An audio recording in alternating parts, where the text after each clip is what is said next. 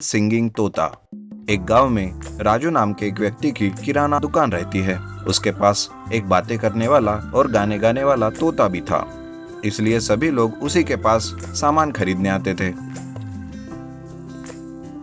एक दिन राजू तोते को लेकर घर जाता है और उसे पिंजरे में डालकर सो जाता है। इतने में उसके घर छोटू नाम का एक चोर आता है। ये गाने वाली तोते को चुरा कर बेचने का सपना पूरा नहीं हो रहा है। कितनी बार मैंने कोशिश की लेकिन सफल नहीं हुआ। आज तो किसी भी तरह इसे उठाकर लेकर जाऊंगा। इस तरह सोचते हुए धीरे धीरे पिंजरे को उठाकर वो चोर अपने घर उसे लेकर आता है और किसी की नजर ना पड़े इसलिए घर के एक कमरे में रख देता है। अरे चोर कहीं के यहाँ क्यों लेकर आए? मैं नहीं दिखी तो मेरा मालिक बहुत चिंता करेगा। अरे ओ तोता, चिल्लाओ मत, नहीं तो तुम्हारा खेल ही खत्म कर दूंगा। मुझे पता है तुम तो बहुत अच्छे से गाना गाती हो ना। चलो मेरे लिए एक गाना गाओ। बेवकूफ चोर कहीं के, मैं तुम्हारे लिए गाना गाऊं? क्यों नहीं, जरूर गाऊंगी। चोर चोर मचाए शोर, चोर चोर चोर मचाए शोर। अरे ओ तोता, तुम मुझे कुछ नहीं कर पाओगे। मैं तो तुम्हें कल तक बेच भी दूंगा और बहुत सारे पैसे भी कमा लूंगा। ओ तोता मेरे तोता, थोड़ा वेट करो ना। मुझे ढूंढते हुए मेरा मालिक जरूर आएगा। अब तुम्हारा खेल खत्म, तुम ऐसे ही सपने देखते रहो।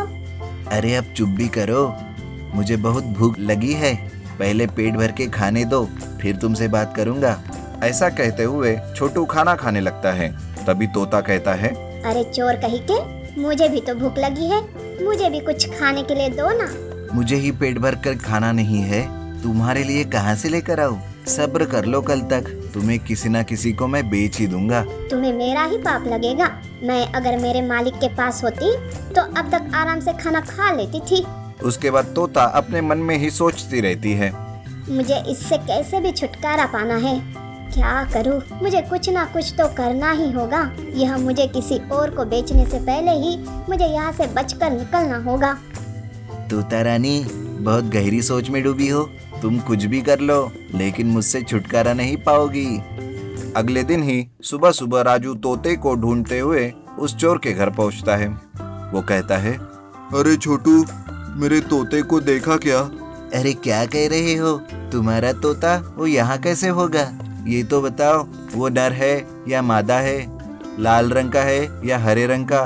कैसे दिखता है राजू जी? बेचारा, अभी तोता गया तो तुम्हारा शॉप भी चलना मुश्किल हो जाएगा। मुझे बहुत बुरा लग रहा है। तुम्हें अगर मेरा तोता दिखा तो प्लीज मुझे बता देना। हाँ हाँ ठीक है। ऐसा कहकर राजू अपने शॉप के पास आकर चिंता करते हुए बैठ जाता है। तोता ना होने के कारण उसके पास ग्राहक भी बहुत कम आने लगते हैं। छोटू के कहने पर बगल के गांव से राकेश नाम का एक व्यक्ति तोते को खरीदने के लिए आता है। छोटू कहता है, अरे राकेश, आओ आओ, ये देखो, ये कोई साधारण तोता नहीं है। ये अद्भुत रूप से गाना गाती है। जिस किसी के पास भी ये जाता है ना, उसका जीवन बहुत अच्छा हो जाता है। तुम इसे लेकर जाओ और अपने शॉप में रखो, फिर देखना लोग कैसे दौड़े दौड़े तुम्हारे शॉप में आते हैं। ये बात सुनकर राकेश कहता है, क्या तुम सच कह रहे हो? ये सच में गाना गाती है? अरे मुझ पर भरोसा रखो, ये बहुत अच्छा गाना गाती है। अगर भरोसा नहीं है तो गाना सुन लो।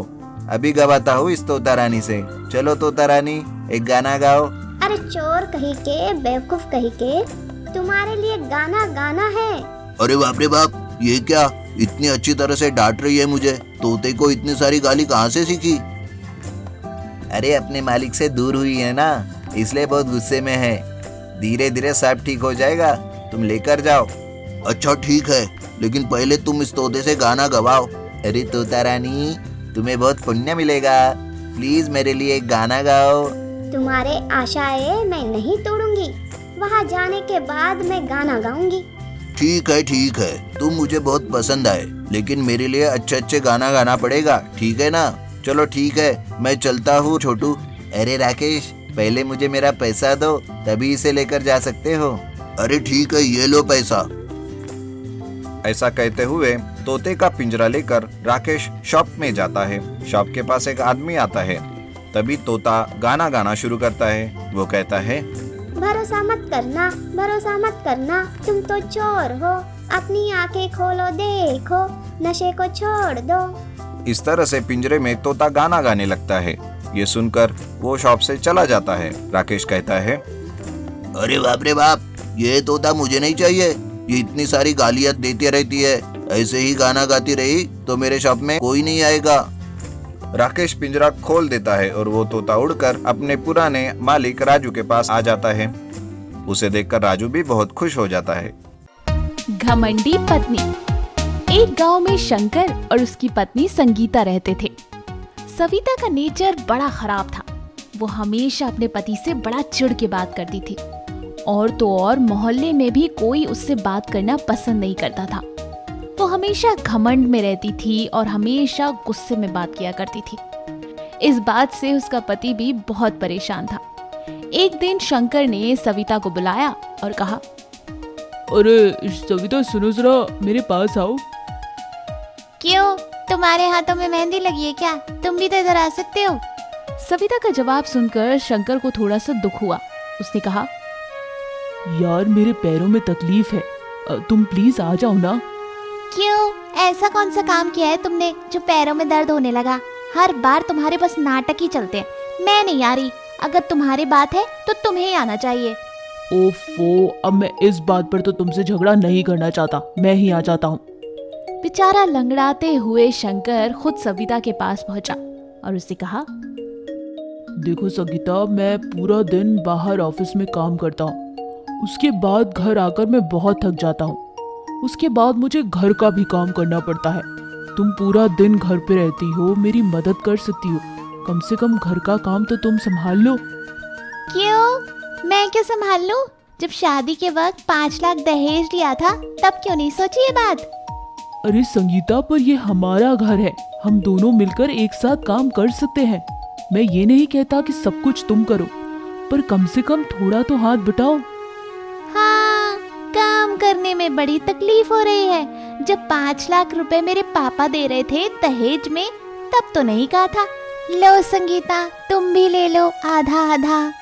पर संगीता, बोलो शंकर। संगीता, ये तुम मेरा नाम लेके कैसे बात कर रही हो? तुम्हें किसी ने सिखाया नहीं? क्यों, जब तुम मेरा नाम ले सकते हो तो मैं तुम्हारा नाम क्यों नहीं ले सकती? आए बड़े। पर ये गलत है संगीता। सुनो, मुझे ये गलत सही मत समझाओ, ठीक है? ये ज्ञान की बातें तुम अपने पास ही रखो, मेरा सर मत खाओ। संगीता, मैं बस ये कहने की कोशिश कर रहा था कि तुम इतनी बदतमीजी से मुझसे बात करती हो, आस पड़ोस के सब लोग मुझ पर हंसते हैं। तो ये मेरा प्रॉब्लम नहीं है, ये तुम्हारा प्रॉब्लम है कि लोग तुम पर हंसते हैं। तुम्हें उनका जवाब देना चाहिए, मुझसे क्यों कह रहे हो? अच्छा ठीक है, अब लड़ाई झगड़ा बंद करते हैं और ये लो खाना खा लो। मुझे नहीं खाना, तुम ही खाओ। हाँ, मैं जा रही हूँ। अरे पर मेरा मतलब ये नहीं था संगीता, मेरी बात तो सुनो। ना मतलब मेरा, पता नहीं हर टाइम बस मुझे परेशान ही करते रहते हो। आ! संगीता गुस्से में बड़बड़ाती हुई सीढ़ियां चढ़ती हुई ऊपर जा रही थी और उसका पैर स्लिप हो गया। वो धम से आगे नीचे गिरी और उसके पैर में बहुत चोट आई। अरे अरे संगीता, संभाल के। संगीता के पैर में काफी गहरी चोट थी। डॉक्टर्स ने उसे बेड से हिलने को मना किया था। हाय, मर गई मेरा पैर। तुम फिक्र मत करो संगीता, तुम बस आराम करो। मैं हूं ना, मैं तुम्हारा पूरा ख्याल रखूंगा, और जब तक तुम ठीक नहीं हो जाती मैं ऑफिस से भी छुट्टी ले लूंगा। जैसा शंकर ने कहा था वैसा ही उसने अपनी बीवी का पूरा ख्याल रखा। उसे पलकों पर बिठा कर रखा। सुबह शाम का खाना, उसकी देखभाल, उसकी दवाइयाँ, सबका ख्याल शंकर बहुत प्यार से रख रहा था। ये बात संगीता भी नोटिस कर रही थी। शंकर का इतना प्यार देखकर संगीता को अपनी गलती का एहसास हुआ। उसने शंकर से माफी मांगी। संगीता, अब कैसी तबीयत है तुम्हारी? पैर में थोड़ा आराम हुआ? जी हाँ, अब पहले से बेटर है। चलो ये तो बहुत अच्छा हुआ। मैं खाना लाया हूँ, चलो उठ के खा लो। आपने खाया? संगीता का यह बदला व्यवहार देखकर शंकर बड़ा हैरान हुआ। आपने खाया? तुम ठीक तो हो ना संगीता? जी, आपने दिन रात मेरी सेवा करी है। आखिर कौन करता है इतना? आप वाकई मुझसे बहुत प्यार करते हैं। और मैं कितनी बदतमीजी से आपसे बात करती थी। अरे कोई बात नहीं संगीता, आखिर पति पत्नी होते किस लिए है? हमें एक दूसरे का ख्याल रखना है, तभी तो एक लंबी और खुशहाल जिंदगी साथ बिता पाएंगे। आप बिल्कुल ठीक कहते हैं। मुझे देखने आस पड़ोस का कोई भी नहीं आया। मैं वाकई एक बहुत ही खराब इंसान हूँ। अरे ऐसी बात नहीं है, बस हाँ हमें अपने व्यवहार में थोड़ा परिवर्तन लाना चाहिए, तभी लोग हमें अपना बनाते हैं। जी, मैं आगे से ख्याल रखूंगी। आइए अब खाना खाते हैं। इस तरह से संगीता को अपने व्यवहार में परिवर्तन लाने की एक सीख मिली और उसने फिर कभी किसी से बदतमीजी नहीं करी और शंकर और संगीता खुशी खुशी साथ रहने लगे। तो देखा बच्चों, आपका व्यवहार आपके रिश्तों पर कितना गहरा असर डालता है। हमें हमेशा सबकी मदद करनी चाहिए और हमेशा सबसे प्यार से बात करनी चाहिए। अच्छी लगी ना कहानी? तो जल्दी से हमारी इस वीडियो को लाइक करें और शेयर करें और ऐसी और कहानियां देखने के लिए हमारे चैनल को जल्दी से सब्सक्राइब करें।